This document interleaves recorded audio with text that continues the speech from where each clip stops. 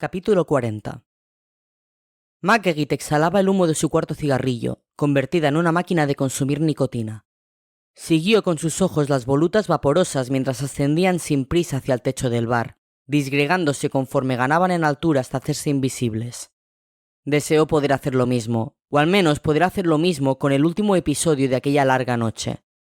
¿Lo dejamos para mañana?, ofreció Marcel desde el otro lado de la mesa, con suavidad. Los dos estamos muy cansados.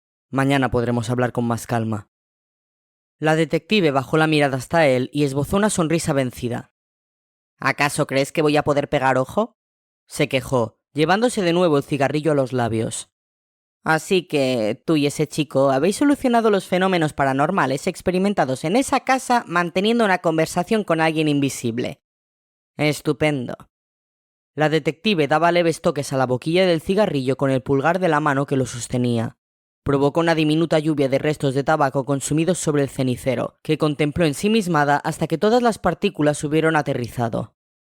Tras las misteriosas palabras que se habían pronunciado en el baño de aquel domicilio que acababan de abandonar, y que quedarían bajo una especie de secreto sumarial entre quienes habían compartido la escena, lo cierto es que no habían vuelto a producirse fenómenos extraños en el piso. Ellos, al comprobarlo, no habían tardado mucho en abandonar ese hogar cuyos inquilinos iban recuperando la calma poco a poco, y a los que habían pedido que llamaran a los compañeros de la policía para advertirlos de que la emergencia ya estaba controlada. Así evitaban la llegada de los efectivos que podían presentarse en cualquier momento. Marguerite, no tengo intención de utilizar lo que ha ocurrido esta noche para recriminarte nada, comunicó Marcel, conciliador. Lo mejor es que lo olvidemos, ¿no te parece? Ella dedicó toda su atención a la siguiente calada de su cigarrillo, profunda, antes de responder. No quieres explicarme qué ha sucedido, ¿verdad? No lo necesitas.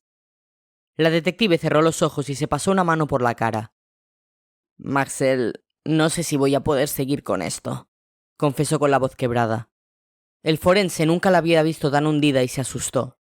No se podían permitir perder un apoyo tan importante, tan oportuno, en la policía. Ella debía seguir en la brecha. No podían renunciar a Marguerite Betancourt. ¿Por qué no me cuentas lo del suicida?, propuso Marcel tomándola de las manos. Eso te ayudará a ganar convicción. Metámonos de lleno en tu terreno. Hazme perder pie. No es mala idea, pensó ella, agradecida por el gesto cariñoso de su amigo en un instante en el que una extraña soledad la invadía. El síndrome de aislamiento que inundaba a quien iba adquiriendo conciencia de sus propias limitaciones precisamente cuando más necesitaba avanzar sin barreras. Ella jamás lograría acompañar a su amigo más allá del paisaje cotidiano de las calles. Marguerite habló entonces sin parar, por miedo a que su silencio le hiciese volver al interior de aquella casa donde acababa de ser testigo directo de realidades que escapaban a su control. Realidades que interferían en la suya, que se solapaban desbordando los diques de su escepticismo. Y lo contó todo, hasta el mínimo detalle. Después, extrajo del bolsillo de su abrigo unas fotos hechas con una Polaroid. Veo que no pierdes las viejas costumbres, comentó él. ¿No te gusta la tecnología digital? Me gustan los resultados rápidos. Le pasó las fotos, donde se apreciaban primeros planos del rostro de un cadáver. ¿Podrías enseñárselas a Pascal Rivas? A ver si la suerte nos ayuda un poco y se trata del mismo individuo que intentó secuestrarle la otra noche. Marcel podría haberle dicho en ese momento que no era él, pero no debía delatarse de aquel modo, así que accedió. ¿Qué te hace sospechar que se trata del mismo tipo?, le preguntó. Al forense le gustó apreciar en el rostro de Marguerite la mueca entre concentrada y hambrienta que ella siempre esbozaba cuando se hallaba inmersa en sus indagaciones policiales. La primera vez no consiguió lo que pretendía, argumentó ella. Parece lógico pensar que se ha mantenido cerca de su víctima esperando la ocasión ideal para rematar la faena, ¿no? Marcel asintió. ¿Y por qué quiso atacar a esa chica desconocida que has mencionado? Si a quien buscaba era Pascal. ¿Qué coño hacía esa chica allí? Es un enigma, reconoció la detective, aunque desde luego no era una delincuente profesional, a juzgar por la posición tan visible que ocupaba junto a la ventana y la ingenuidad con la que se mantenía distraída respecto a lo que podía ocurrir a su espalda. No sé qué hacía allí ni quién es, pero desde luego su presencia molestaba al profesional que llegó después. Marguerite consultó las notas de su libreta. De hecho, nuestro amigo pareció sorprendido al verla. Me di cuenta desde mi posición, lo que confirma que ellos no habían acordado esa cita. Se trató de un encuentro fortuito que nuestro hombre procuró resolver de una forma algo radical, hasta que yo intervine. Tu planteamiento parece sólido, observó Marcel rascándose el mentón. Le haré llegar las fotos a Pascal. ¿Quién sabe? Aunque ya te adelanto que puede haber más gente interesada en ese chico. Gente tan impaciente como ese individuo. ¿Te refieres al que presuntamente acabó con Sophie Renard? Tal vez se trate de la misma persona. Marcel sonrió. Pides demasiado a la suerte, Marguerite, pero me encanta verte en acción. Las entrañas del palacio estaban sirviendo de escenario para el final de la reunión que se prolongaba desde media tarde, aunque en esta ocasión faltaba la solemne figura del guardián. Obligado por las circunstancias a quedarse con la detective Betancourt, Marcel había enviado a Duarte en un taxi para que se encontrara con los demás y le relatara los últimos acontecimientos. Allí, junto a la mole poderosa de la puerta oscura, todos escuchaban con perplejidad los detalles del último trayecto de Pascal, que ya se encontraba con ellos gracias a la velocidad con la que el tiempo de los muertos transcurría en la dimensión de la vida. Hacía unos minutos que el viajero había emergido del arcón, y desde entonces no había dejado de hablar a su atento auditorio. ¿Y cómo pude tocar el mueble del baño? El viajero se dirigía a Daphne. Se supone que no es posible, ¿no? La vidente negó con la cabeza. Muchos fenómenos de ese tipo que se producen en nuestra realidad están protagonizados por espíritus que, por alguna razón, pretenden llamar la atención de algún vivo. Así que, teóricamente, es posible. Si ellos son capaces de hacerlo... Entonces, ¿cómo lo logré? La vidente reflexionó unos instantes antes de aventurar una respuesta. Los intrépidos pasos de Pascal estaban conduciéndola a interrogantes para los que en el mundo de los vivos empezaban a faltar respuestas. Ni la colección de manuscritos de Daphne, ni siquiera la fabulosa biblioteca que contenían aquellos muros del palacio, y que solo conocía el guardián, contenían información sobre grandes parcelas del más allá. El mapa del otro mundo presentaba demasiadas regiones en blanco. Pascal Rivas estaba ejerciendo, sin percatarse, de explorador. Y a la antigua usanza, lanzándose a la aventura en primera persona como Livington o Amundsen. La tensión del momento que estabas viviendo concentró tus energías, adujo por fin Daphne. De alguna forma eso te solidificó en nuestra dimensión, aunque no te otorgó visibilidad. Se detuvo, atando cabos sobre la marcha. El mismo esfuerzo energético que llevó a cabo ese fantasma hogareño para atrapar las cuchillas de afeitar, si te das cuenta. Pascal tuvo que admitir que aquella explicación tenía sentido, al menos en el ámbito esotérico en el que se movían, un argumento que, por otra parte, multiplicaba sus posibilidades en el entorno de los fantasmas hogareños. Y las de Marc, cayó en la cuenta. ¿Así acabó el ente demoníaco con tus colegas? Indagó entonces Michel, que acababa de llegar a la misma conclusión a través de sus propios vericuetos mentales. En efecto, afirmaba ahora la vidente con un velo de tristeza. Marc también puede entrar en contacto con los objetos de nuestra realidad, una vez logra acceder en espíritu, con la afortunada diferencia de que él, al no tener naturaleza de hogareño, necesita ser convocado por un medium. No puede filtrarse en nuestra dimensión a través de los resquicios que permanecen abiertos entre los dos mundos. Esos huecos por los que se mueven los fantasmas. Pascal pensaba en los fenómenos paranormales que había sufrido en su habitación y en los vestuarios del Lycée, cada vez más convencido de que el ente, por el contrario, sí se estaba aprovechando de los cauces de los hogareños. O sea, reflexionó Michel en voz alta, Mac se tuvo que aprovechar de sesiones abiertas de espiritismo. Se coló, vamos, y desde allí atacó. Edward, sentado junto a Matthew, asintió con la cabeza sin pronunciar palabra. Aún sentía cierta culpabilidad por su escasa eficacia durante el ataque de Pascal. Cobijaba la dolorosa convicción de haber suspendido una suerte de examen práctico. Y eso que nadie, ni la bruja ni Marcel Laville, le había recriminado nada. Muy al contrario, su maestra había afirmado con orgullo que el mero hecho de haberse mantenido sin flaquear frente a la impactante escena que solo él acertaba a distinguir ya constituía de por sí una buena actuación. Pero él siempre había soñado con retornar de su primera misión, aquella para la que tanto esfuerzo y tiempo había invertido, portando un éxito rotundo, sin grietas, sin matices. Esto ahora se convertía en un obstáculo para valorar con objetividad la propia actuación. ¿Qué anhelaba Duarte en realidad? ¿Aprovechar la utilidad de su don? ¿La admiración ajena? o quizá una felicitación más contundente de Daphne. Tenía que aclarar sus prioridades. «Gracias a ti, Eduard, el guardián ha podido frenar el ente hogareño», había concluido la bruja.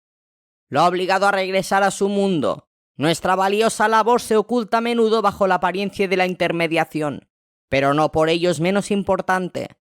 Aquellas palabras iban ayudando al joven medium a rescatar su dignidad, a superar incluso el antecedente que arrastraba desde su fase de aprendiz, el ataque de Wagner, la insultante facilidad con la que tiempo atrás había caído en sus manos. A pesar de que todavía era pronto para lo que acostumbraban en aquella familia, Jules ya había terminado de cenar. Había comido bastante poco y su madre insistió en que tomara algo más de postre.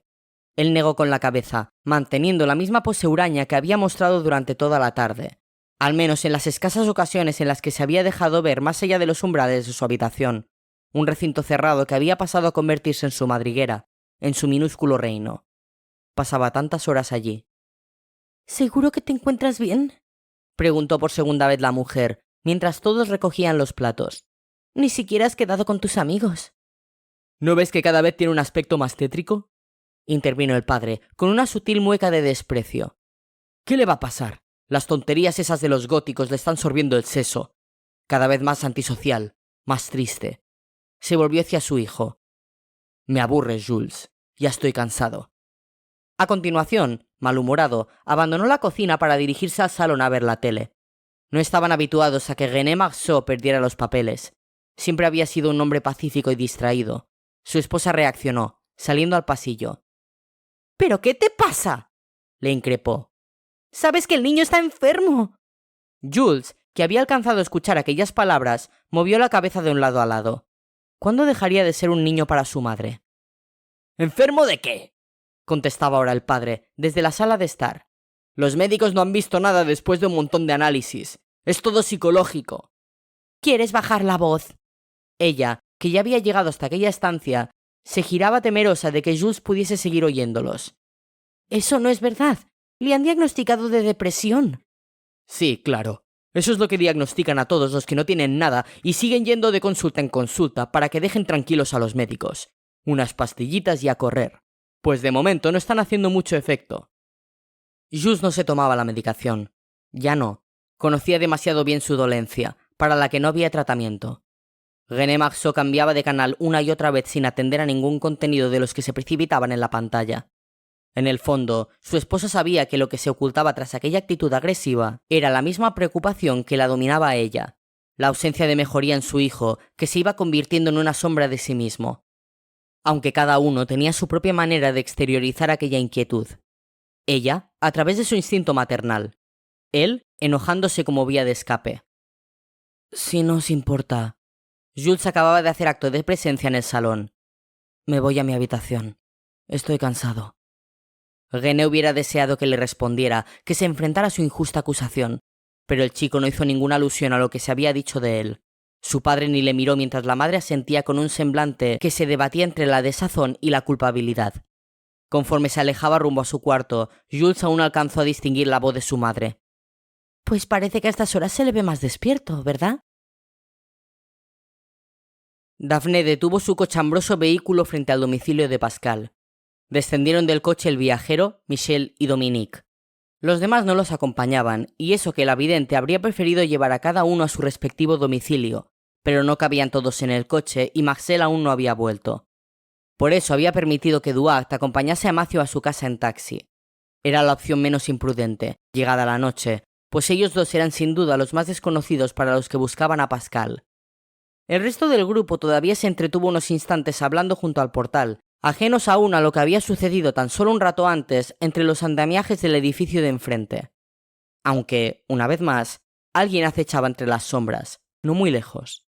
Unos ojos cobijados en la penumbra se mantenían fijos en Pascal, registraban cada movimiento, estudiaban a los demás y se apartaban fugazmente para retener los detalles de aquel coche que se mantenía con los intermitentes puestos, parado junto a la acera. A través de las ventanillas, aquellas pupilas anhelantes acertaron a distinguir una silueta junto al volante. Por fin acabó la charla. Todos debían volver a sus casas. En esta ocasión, Michel y Dominique acompañaron al viajero hasta el ascensor, y solo cuando Pascal les hubo hecho una llamada perdida desde su móvil, era la consigna pactada para confirmar que ya se encontraba dentro de su piso, volvieron al vehículo de la vidente. El viajero, desde una de las ventanas de su domicilio, vio el coche perderse al final de la calle. Lo que no pudo adivinar es que unos ojos próximos volvían a seguir sus movimientos desde la oscuridad. Unos ojos que, segundos después, se encontraban más cerca. Capítulo 41. Jules aguardaba sobre la cama, con la luz apagada y los ojos muy abiertos a que sus padres se acostaran. Luchaba por mantenerse erguido, experimentando el invasivo entumecimiento general que precedía su letargo. Tenía la esperanza de que, después de lo sucedido durante la cena, su madre no acudiera a la habitación. Era muy importante para él que nadie le molestara, pues se disponía a montar allí algún dispositivo que le inmovilizase. La prioridad estaba clara. Se trataba de impedir a toda costa su propia libertad de movimientos, puesto que parecía confirmado que su insomnio nocturno podía convertirlo en un peligro. Consultó el reloj de su despertador. No disponía de margen para preparar la trampa. Corría el riesgo de caer bajo el hechizo de todas las noches antes de poder garantizar su encierro. Entonces, sentía miedo de imaginar el próximo amanecer. Jules había llegado a la conclusión de que, dado que ni su ventana ni su puerta contaban con cerraduras, era imposible quedarse como prisionero en su dormitorio.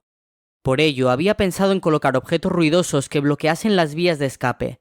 De este modo, si en medio de su inconsciencia las empujaba para salir, sería despertado por el estruendo y podría resistir aquel instinto depredador. El chico se mantuvo en su silenciosa posición unos minutos más.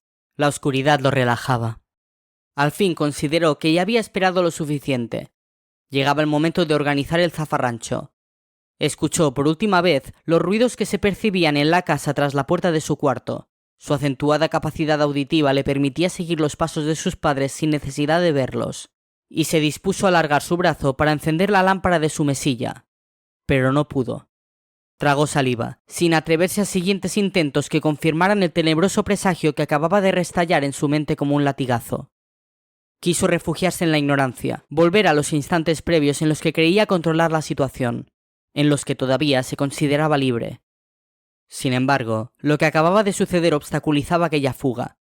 ¿Lo había soñado o de verdad no había conseguido alcanzar la lámpara? Pero si aún estaba despierto.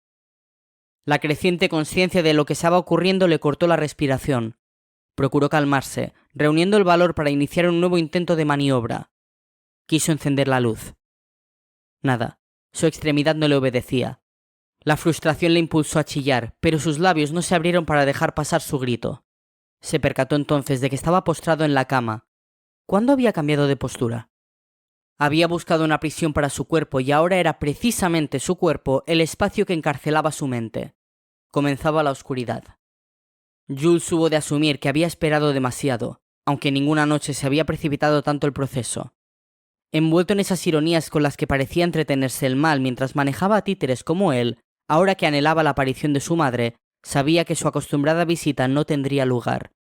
Él lo había querido así. Notó la humedad de una lágrima que resbalaba por su mejilla. Pronto perdería la conciencia por completo, sucumbiría al mal, y ya no podría mitigar los impulsos de su cuerpo hasta el amanecer. Los dos habían abandonado ya el taxi y permanecían hablando frente al portal de Matthew.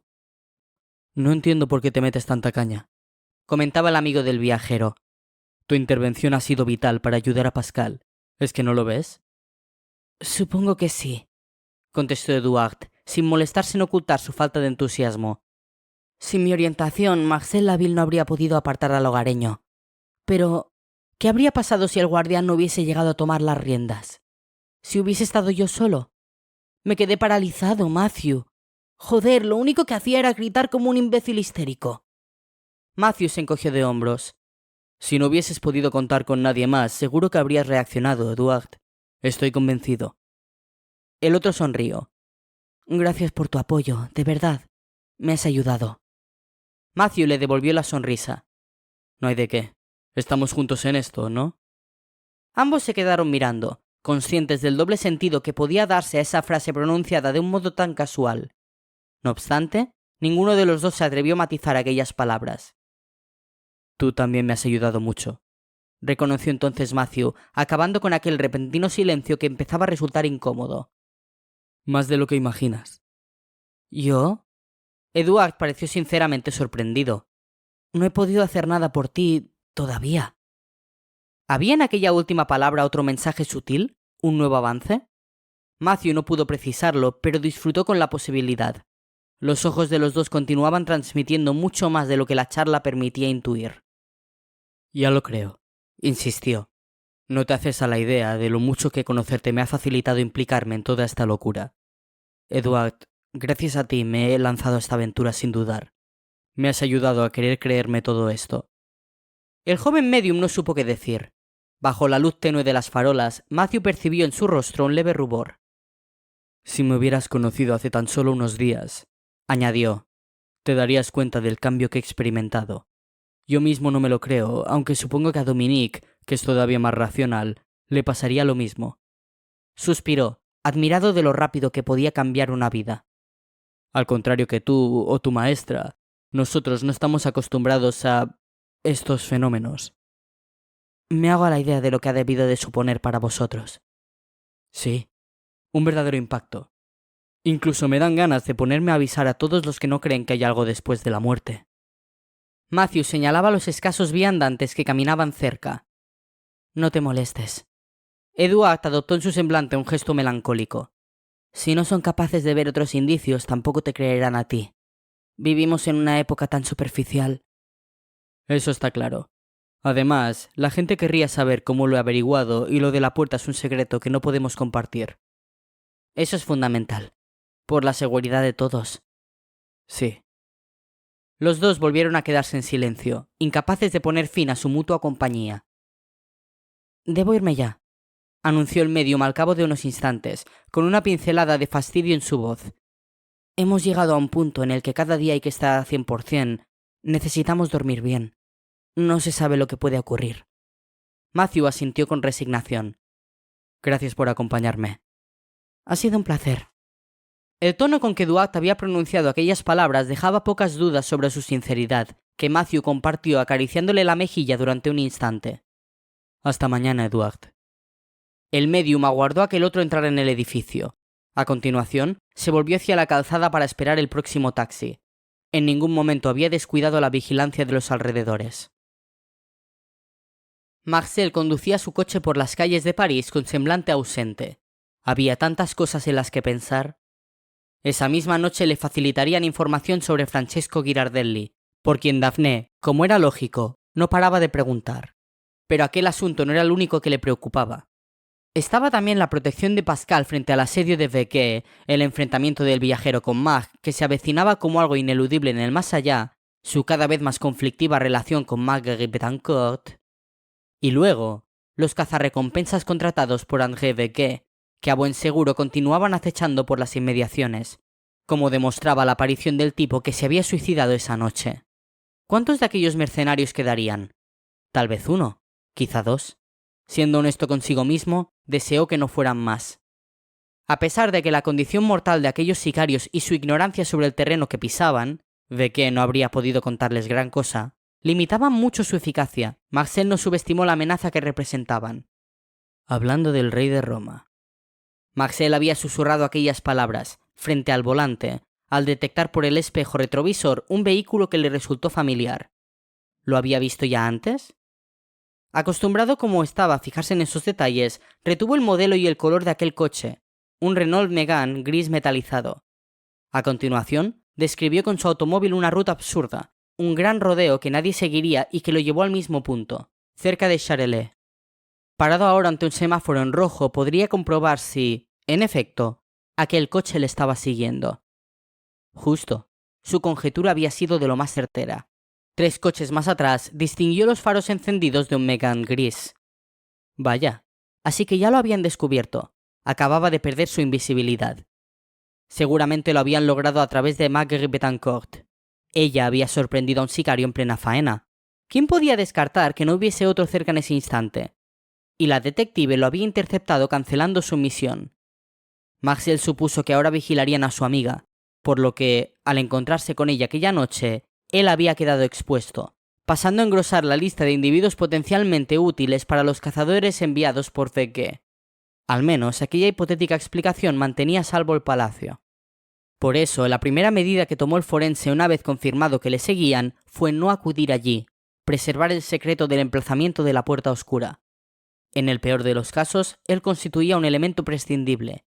Como guardián de la puerta había sido adiestrado con la convicción de que, si la situación lo requería, debía entregar la vida en el ejercicio de su sagrado cometido. Lo trascendente era el umbral que conducía al más allá. Maxwell continuó conduciendo, comprobando de vez en cuando que la persecución no se había interrumpido. Reflexionaba ante el brusco giro en las circunstancias. ¿Le podría dar la vuelta y convertir ese inesperado peligro en una ventaja? Su mente empezó a idear un plan prometedor. Tal vez podía aprovechar la coyuntura para devolver la confianza a Marguerite. La llamó por el móvil, manteniendo la velocidad para que su perseguidor no sospechase que había descubierto la maniobra. Ahora resultaba esencial que el espía no lo perdiese en medio del tráfico de París, pero que al mismo tiempo mantuviera la sibilina persecución. Se trataba de cazar al cazador, de invertir la trampa. Maxwell explicó a grandes rasgos la situación a Marguerite. Le describió el coche que le seguía, no pudo precisar la matrícula, pues en ningún momento había quedado ante su vista, y le concretó la ruta que iba a recorrer y su destino. Una pequeña granja en las afueras donde acababa de decidir que podían enfrentarse a aquel misterioso enemigo con garantías y sin poner en peligro a terceros. El forense casi pudo escuchar cómo la detective martillaba su pistola al recibir aquella información. Él sintió bajo la axila el tranquilizador bulto de su propia cartuchera y comenzó a prepararse. Bertrand Lagarde leía envuelto en unas mantas junto a una antigua chimenea de mármol, aprovechando el resplandor de una vela. Se apartaba con una mano las rastas rubias que le caían sobre los ojos. A sus 25 años, llevaba dos unido a un grupo antisistema de tendencia hippie. Su atuendo de pantalones raídos a rayas, aquel poncho de lana gruesa y el palestino al cuello no engañaban, en el que además de manifestarse contra la globalización y el capitalismo cada vez que se presentaba una ocasión, había asumido un estilo de vida comunal que le satisfacía. Con pequeños trabajillos iban sobreviviendo, todo lo compartían y en las últimas semanas se estaba aprendiendo a elaborar pequeñas obras de artesanía que luego vendían en ferias ambulantes. Ahora buscaban una casa vacía para quedarse en ella como ocupas, pues su refugio actual se había quedado pequeño. En París había tantos edificios viejos y vacíos en el centro, y él acababa de descubrir aquel en el que se encontraba, muy prometedor y bien situado. Se trataba de una construcción muy antigua de 4 plantas que, como era habitual en aquella ciudad, tras una fachada en un razonable estado de conservación, ocultaba pisos que se caían a pedazos. Aunque, por fortuna, la casa no ofrecía un estado lo suficientemente ruinoso como para resultar insegura. Al menos, no todavía. Serviría para pasar los próximos meses. En realidad, aquel edificio contaba en el exterior con un enmarañado andamiaje y verjas oxidadas, como si se hubiera interrumpido su rehabilitación bastantes años atrás para no reanudarse. Todavía mejor.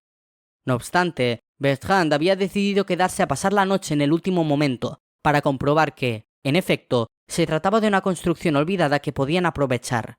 Por la mañana, si todo iba bien, avisaría al resto de la comunidad para empezar la mudanza. El sonido chirriante de una puerta coincidió con el del suave aleteo que produjo el chico al pasar una nueva página de su libro. En realidad, en una casa como aquella había multitud de ruidos, pero lo que llamó la atención de Bertrand fue lo prolongado de lo que acababa de escuchar. No parecía el típico crujido de materiales. Bertrand apagó su vela. No quería que lo descubrieran. No podía sospechar que aquella iniciativa, más que ayudarle, facilitaba la labor de quien llegaba en esos momentos. El chico se encontraba en el segundo piso, así que solo podía dedicarse a ubicar en la planta inferior lo que escuchaba, sin mayor detalle. Se limitó, por tanto, a aguardar, buscando con la mirada posibles escondites que utilizar si llegaba el caso de tener que hacerlo. ¿Quién podía estar por allí aquellas horas? Dudaba mucho que fuera el propietario, lo que habría descartado de forma automática el edificio para el inminente aterrizaje ocupa.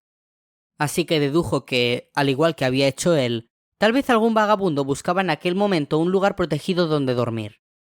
Eso o algún yonki que solo necesitaba un poco de intimidad para pincharse, o incluso chavales que se habían montado aquella aventura. ¿Quién no se había metido en una casa abandonada alguna vez? El silencio que se mantenía en el edificio le hizo descartar la última de las opciones. Los chavales eran por naturaleza ruidosos, ya se habrían delatado con risas o gritos, y estos no se habían producido.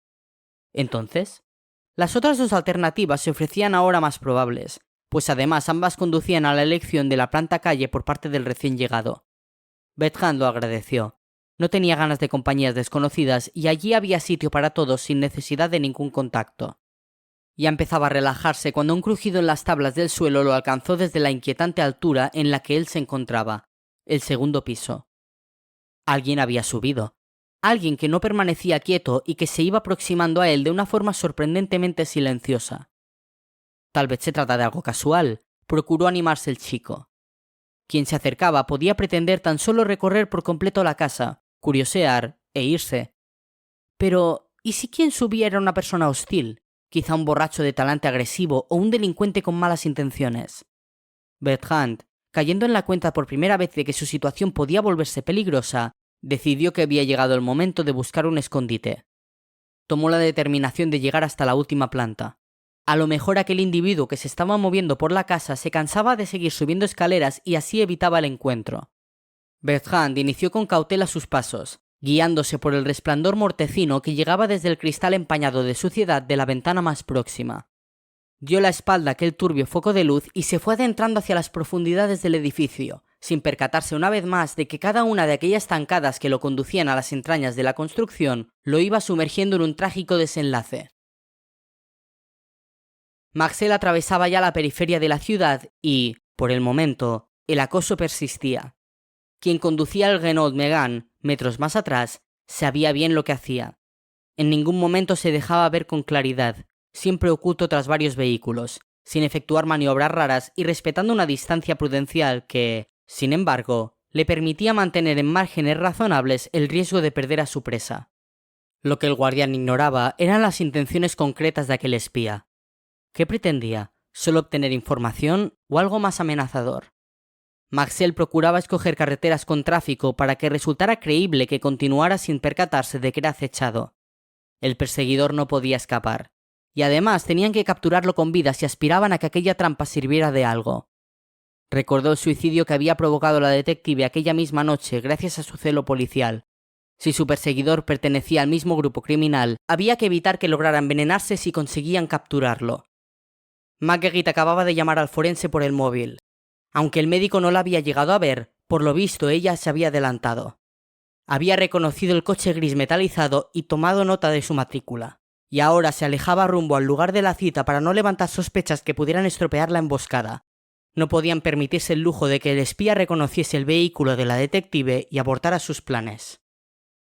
Al cabo de unos minutos, Marcel llegó al desvío que le obligaba a abandonar la carretera principal para incorporarse a una secundaria que atravesaba un viejo pueblo absorbido por la onda expansiva de París. Una aldea de antiguas casas unifamiliares, cobertizos y granjas en desuso. Allí se encontraba el lugar al que se dirigían. Para avisar con sutileza a quien le seguía, puso el intermitente con bastante antelación y se apresuró a reducir la velocidad. Varios coches le adelantaron y por un instante quedó tras él el Megane gris. Sus ojos rastrearon entonces detalles a través del espejo retrovisor, siempre con la máxima discreción. Gracias a los focos que alumbraban cada cierta distancia la carretera, no se vio deslumbrado por los faros del otro coche. Pudo comprobar así que en el interior de aquel vehículo que le iba pisando los talones solo iba el conductor, cuya silueta parecía masculina. Marcel giró por fin hacia el pueblo, tomó el desvío y enfiló hacia el lugar que le interesaba. Tal como preveía, el otro coche no hizo lo mismo. Hubiera sido demasiado descarado, sino que siguió a poca velocidad por la carretera principal. Laville sabía que, a la primera oportunidad, aquel coche abandonaría también esa vía y retrocedería hasta allí, lo que le concedería un margen de unos 5 a 10 minutos. Aparcó el coche en un lugar bien visible, junto a la puerta de la granja elegida. Le interesaba que no hubiera dudas sobre dónde se encontraba, ya que el resto de edificios sí estaban habitados y no quería provocar daños colaterales en el vecindario. Comprobó su arma, quitó el seguro y se dispuso a entrar. Marguerite debía de estar ya por los alrededores, pero se las había ingeniado para ocultar su vehículo, que podría estar fichado por el perseguidor. Un error en el último instante podía comprometer toda la operación. El forense accedió a la granja, un espacio abierto no muy amplio que albergaba 3 edificaciones en franco deterioro, un granero de techo hundido, una casa vacía y un pequeño establo que no había perdido un inconfundible olor a heno. Escogió la vivienda para guardar. Allí tendería a buscarlo su perseguidor. y se apostó en su interior, eligiendo una posición junto a una ventana que le ofrecía una buena perspectiva de la entrada a la propiedad. Sacó su arma. Marcel no creyó que la apariencia abandonada del lugar despertara las suspicacias del espía. A fin de cuentas, debían de sospechar que estaba metido en algo oscuro, clandestino. Así que cuadraba que utilizara instalaciones que no llamaran la atención y estuviesen alejadas de los núcleos importantes de población. Es más, posiblemente, aquel insospechado emplazamiento les haría concebir esperanzas sobre un hallazgo importante. Consultó la pantalla de su móvil mientras lo dejaba en silencio. Seguía sin tener noticias de Marguerite. Todo continuaba según lo previsto. Se dedicó a esperar. La luz de la luna iluminaba el exterior, ausente de luces. El panorama silencioso y algo tenso que quedaba ante sus ojos le recordó los escenarios de las películas del oeste, elegidos para decorar inminentes escenas de enfrentamientos. El sheriff que se aproxima por las calles desiertas del pueblo, el adversario que aguarda. Y las presencias intuidas tras las cortinas, refugiadas por si se escapa alguna bala. Allí nada se movía. Ladridos cercanos, aleteos repentinos de murciélagos. Por fin, un resplandor blanquecino procedió al murmullo de un motor aproximándose, que enseguida se apagó junto con la luz. Alguien acababa de aparcar muy cerca. Comenzaba el juego. Nuevos minutos de tranquilidad aparente. Marcel, notando sudada la mano que empuñaba su pistola, pudo adivinar el curso de los acontecimientos. El tipo no entraría en la granja sin efectuar antes un recorrido visual general. Debía reconocer el terreno antes de arriesgarse. Vegué solo contrataba profesionales y eso que hasta el momento eso no le había servido de mucho. Marcel reflexionaba, calculador. Aunque la pretensión del espía fuese solo obtener información de nuevos emplazamientos donde podía estar escondido Pascal Rivas, Marcel dudaba que el individuo se fuese a detener en ese punto sin saber lo que se ocultaba en aquella granja abandonada. Además, los sicarios solían trabajar solos y cobraban en función de su eficacia. Si intuía que podía capturar al chico esa misma noche, no esperaría. En caso de que, al contrario de lo que pensaba, el espía decidiese largarse tras echar un vistazo para volver más preparado, Marcel confió en que Marguerite estuviera pendiente para cortarle la retirada. Seguro que así ocurriría. Betancourt era buena en lo suyo. Muy buena. El forense sonrió. Aquel sí era el campo de juego de la detective. Ella no podría quejarse esta vez del espectáculo que le estaba poniendo en bandeja. Estaba siendo una noche plena. Cada uno obtenía su ración. Al cabo de unos minutos, una silueta de movimientos furtivos se recortó contra la puerta de entrada a la granja, interrumpiendo las cavilaciones del forense. Marcel se apartó un poco del hueco de la ventana sin perder de vista al recién llegado. Acércate, chico. Adelante, no te cortes. Estás en tu casa. El desconocido, Marcel no pudo precisar qué llevaba en una mano, pero dio por hecho que se trataba de un arma, pareció pensárselo un poco más antes de echarse a andar hacia los edificios. Lo que hizo a través de breves carreras que no provocaran ni un ruido, amparándose en las sombras. El resplandor de la luna traicionaba su avance meticuloso. El individuo se introdujo primero en el granero, del que salió poco después para orientar sus pasos hacia el establo. Está comprobando los espacios más pequeños, se dijo Marcel, antes de dirigirse hacia aquí. Se preparó para el inminente encuentro. Percibía la corriente de aire gélido que se colaba por la ventana, una sensación que fue anulada por otro impacto mucho mayor. Acababa de notar un contacto frío en la nuca. A pesar de que no podía distinguir la sección circular de la pieza que acababa de apoyarse en su piel, supo que se trataba del cañón de una pistola. Joder. El Renault Megane no era el único coche que lo había seguido. No se le había pasado por la cabeza aquella posibilidad. Sicarios actuando en equipo. Acertó a deducir todavía, en medio de su estupor. Pues sí que deben de estar apurados. Supo que aquel tipo moviéndose entre la penumbra del exterior había constituido una simple maniobra para distraerle mientras, a su espalda, alguien se introducía en la casa. Profesionales. Aunque ahora el mayor apuro era el suyo. ¿Dónde estaría Marguerite? ¿La habrían capturado también? Bertrand, conteniendo la respiración, se detuvo dispuesto a subir la escalera. Pretendía localizar el avance de aquella persona que parecía seguirle los pasos. Lo necesitaba antes de perderse por la planta superior. Silencio. A sus oídos no llegaba ningún sonido aparte del sordo rumor del exterior, lo cual era extraño. Él mismo, por culpa de aquel suelo de tablas desencajadas, no había podido evitar provocar inoportunos chasquidos a cada paso, que le hacían maldecir sin abrir la boca. Por eso aquel silencio espeso era complicado. Sospechoso. Quienquiera que fuese el que se encontraba en ese segundo piso se había detenido. Bertrand tuvo la turbadora intuición de que, en aquel preciso instante, ambos se encontraban haciendo lo mismo. Escuchar, rastrear entre los ecos de aquel caserón sonidos delatores de presencias ajenas. Aquella calma iba ganando tensión conforme se prolongaba entre las paredes desconchadas del edificio, y a Bertrand se le iba metiendo por los oídos bloqueando su mente como un zumbido agobiante. Sus ojos nerviosos escudriñaban el ambiente lóbrego que dejaba atrás, extendiéndose como una marisma de sombras en las que, seguro, alguien permanecía acechando, y volvían después a la escalera de madera que se abría ante él como una invitación a la fuga. No se percibía ni la más ligera respiración. Bertrand, como consecuencia del imprevisible miedo que se había alojado dentro de él, jamás le habían atemorizado ni los desconocidos, ni la soledad, ni la oscuridad, había descartado ya su plan de subir a la tercera planta. Lo que buscaba era salir cuanto antes del edificio, huir. Mantenía todavía su cuerpo inmóvil, negándose a ser el primero en revelar su posición con cualquier sonido. Sus pupilas, más libres, se deslizaron por la barandilla que quedaba a su alcance. Miraba hacia abajo, se inclinaba sin mover los pies buscando los peldaños. Estaba dispuesto a salir como una exhalación de aquel edificio, sin importarle el estruendo que su estampida pudiera provocar.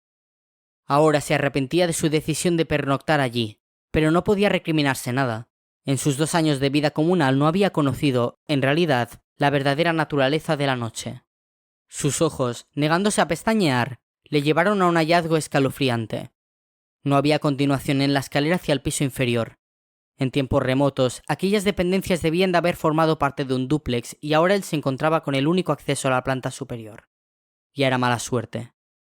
Estaba claro que por allí no podría salir del edificio. Sus pasos le habían conducido en la dirección equivocada.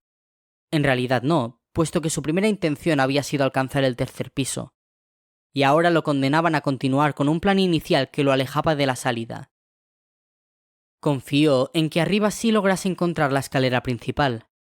Bertrand volvió a fijarse en la oscuridad tras él, indeciso, para acabar girando una vez más hacia los peldaños. ¿Cómo adivinar sin tocarlos cuál se mantenía firme y cuál rechinaría al sentir su peso? Aquella noche, la luna había terminado por imponerse a las nubes, y desde las ventanas que había dejado atrás se derramaba un resplandor metálico que le permitió vislumbrar los tramos de madera que ofrecían una apariencia fiable. No lo pensó más. Nada le garantizaba que aquella presencia que intuía próxima no estuviese acercándose, incluso sin hacer ruido, mientras él dudaba. Alargó una pierna y la fue apoyando poco a poco en el primer escalón. Tras comprobar que aquel movimiento no provocaba ningún crujido, contuvo un suspiro y se animó a completar el avance con la otra pierna, escogiendo otro escalón que se mantenía firme y recto. De nuevo con calma, fue descargando todo su peso. Apenas un ligero quejido ahogado dejó escapar la pieza de madera. De aquel torturante modo, como sorteando minas, Bertrand fue ascendiendo por la escalera, mientras dirigía miradas angustiosas hacia el piso que iba dejando más abajo. Ya quedaban pocos metros para llegar hasta el final, cuando se equivocó. No lo supo hasta que fue demasiado tarde. Su pie derecho aterrizó en una tabla que se astilló al momento, produciendo un crujido seco no muy fuerte, pero suficiente para romper la quietud que lo rodeaba. Mierda, pensó, y notó como si se le parara el corazón. Hubiera echado a correr de buena gana, pero reprimió su ansia. Aún cabía la posibilidad de que la otra persona que se movía por la casa estuviese algo más apartada. Entraba dentro de lo factible que el sonido que acababa de provocar hubiese pasado inadvertido, tal vez anulado por el momentáneo fragor del tráfico nocturno en el exterior. Tenía que aguantar. Aquel juego lo ganaría el más paciente. Pero él no lo era. Lo supo en cuanto terminó de subir la escalera, cuando se detuvo para apoyarse en la pared junto a la puerta que se abría comunicando con las dependencias de aquella nueva planta. Allí se quedó quieto, recuperando algo de resuello antes de continuar. La calma que parecía provenir del piso inferior, que no se había roto en ningún instante conforme él iba superando los tramos de peldaños, le ayudó a serenarse. Y fue allí donde descubrió que quien lo rastreaba en la oscuridad le aguardaba ya en aquel piso. Solo llegó a percibir de reojo un fugaz destello y a continuación el frío contacto de un filo que le desgarraba la garganta de cuajo. La sangre salió a borbotones. Bertrand perdió pronto las fuerzas y se desplomó emitiendo apenas un gemido. Aún acertó a distinguir una silueta que se abalanzaba sobre él y se empapaba de su sangre con una voracidad repugnante.